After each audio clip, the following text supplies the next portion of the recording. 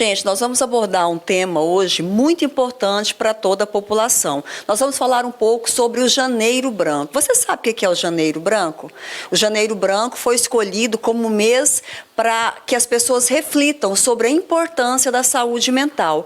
E por que em janeiro? Porque é o início de tudo, é onde tudo começa. E por que branco? Gente, branco porque passa uma ideia de uma tela mental em branco, na qual eu posso reescrever toda a minha história, uma folha de papel em branco que eu posso mudar o rumo da minha vida. E como é que eu faço isso? Eu faço isso reconhecendo em mim as deficiências que eu possuo, alguns distúrbios, referentes à saúde mental. Eu preciso do quê? Eu preciso reconhecer primeiro e eu preciso buscar ajuda. Eu vou conversar com uma pessoa que faz tratamento desde o ano de 2010. A Nayara Noronha é formada na área de comunicação, já estuda muito essa questão da importância da saúde mental, até mesmo porque ela está fazendo tratamento e precisa conhecer os medicamentos que ela toma, quais são os efeitos colaterais, o que isso pode refletir na vida futura dela. E desde então ela faz tratamento sobre depressão. Nós sabemos que a depressão ela se manifesta de N maneiras em determinadas pessoas. E eu vou falar um pouquinho com ela hoje para ela contar como que ela enfrenta essa questão da depressão, o que ela faz para que isso melhora. Nayara, eu gostaria que você compartilhasse um pouco conosco de como você enfrenta a depressão na sua vida desde o ano de 2010.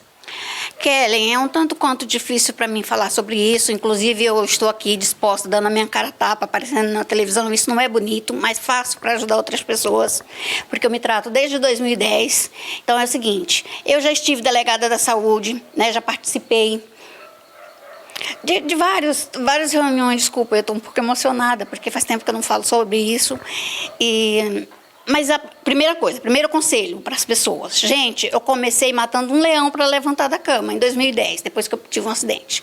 Hoje, eu tenho que matar 10 para levantar da cama. Mas sabe por que eu sobrevivo a tudo isso? Porque eu luto. Eu quero ajudar as pessoas, eu me exponho, eu corro atrás, porque tem gente que não tem o conhecimento que eu tenho, sabe? Muitas pessoas, eu quero ser a voz de quem não tem voz para falar. Primeiro lugar. Segundo lugar, eu estudo muito, eu pesquiso muito, Graças a Deus, Deus me deu muita inteligência, apesar do acidente, isso não foi tirado. E eu pesquiso minhas medicações, meu tratamento. E, Kellen, uma coisa que nós estamos, infelizmente, muito, sim, vamos dizer, não temos acolhimento, vamos falar assim, é no caso psicológico, Em São Paulo eu tinha se fosse necessário por dia, ou por semana, vamos dizer. E aqui, faz um bom tempo, acho que tem mais de ano que eu estou sem uma psicóloga, desde a crise da Covid. E o psicólogo, ele é fundamental no nosso tratamento. Outra coisa que eu quero falar a respeito, o afeto. Muita gente não entende do afeto emocional com o profissional. Existe aquela questão, por exemplo, quando eu gosto do meu psicólogo, quando eu tenho um psicólogo, ele direto, assim, eu levanto aquela vontade, sempre, poxa, eu vou ver minha psicóloga, eu vou desabafar, eu vou voltar para casa leve.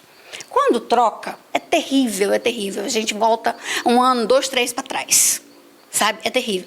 E aí aqui acontece direto isso. Durante o período que eu morava em São Paulo, eu nunca troquei de psicólogo, troquei de psiquiatra uma vez, porque eu fui para cima dela, porque não gostei. Nossa, quando o diretor foi aquela maior coisa, é um tratamento hiper diferente, big diferente, vamos dizer assim. Então aqui, hoje eu estou sorrindo, mas muitas vezes a gente sorri, mas está sangrando por dentro. As pessoas confundem muitas coisas. E já consigo reconhecer quando vou ter algum tipo de crise, principalmente a agressiva, graças a Deus, para não agredir ninguém, um pai de família, uma pessoa que não tem nada a ver com isso. Eu me medico rapidamente e volto para minha cama para dormir. Sabe? Não é fácil. Mas ficar na cama não resolve. O que me dá força é lutar. Então eu já estou melhorando, eu já estou aqui conversando com você. Eu participo de tudo quando tem na OAB, tudo eu sou convidada, nos CRAs, CAPs, tudo eu participo. E dou minha palestra, sabe por quê? Em 2019, quando eu desci do palanque, eu acabei de palestrar, contar a minha história toda, uma criança, praticamente criança, isso me marcou profundamente, que sempre que eu falo eu me emociono muito, porque ele chegou para mim e falou assim: senhora, eu posso dar um abraço na senhora? Eu falei, pode. Eu não gosto muito que as pessoas me toquem, eu tenho esse problema, não gosto de ser tocada por desconhecidos. Mas naquele dia, aquele abraço me fez ver tanta coisa, sabe? Me emocionou tanto, porque era praticamente uma criança, foi como se eu estivesse vendo meu filho. E ele falou assim para mim que ele entrou ali, não sabe como, por acaso, e gostou de ver o que eu estava falando, porque ele estava pensando em se matar. Porque os pais dele não aceitavam a orientação sexual dele. Sabe? Era um menino de 14 anos e me doeu muito. Então eu abracei maravilhosamente, confortavelmente, não me senti assim, sabe, me senti muito bem.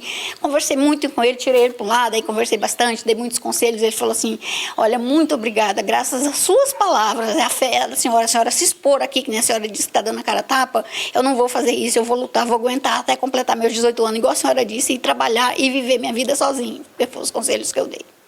Nayara, você consegue perceber, você consegue, assim, notar quais foram as causas que te levaram para a depressão? Você já parou, já fez essa reflexão, já conseguiu identificar alguma causa? Se foi uma decepção, né? Se foi algum momento assim de doença na família, alguma crise financeira, você conseguiu identificar isso?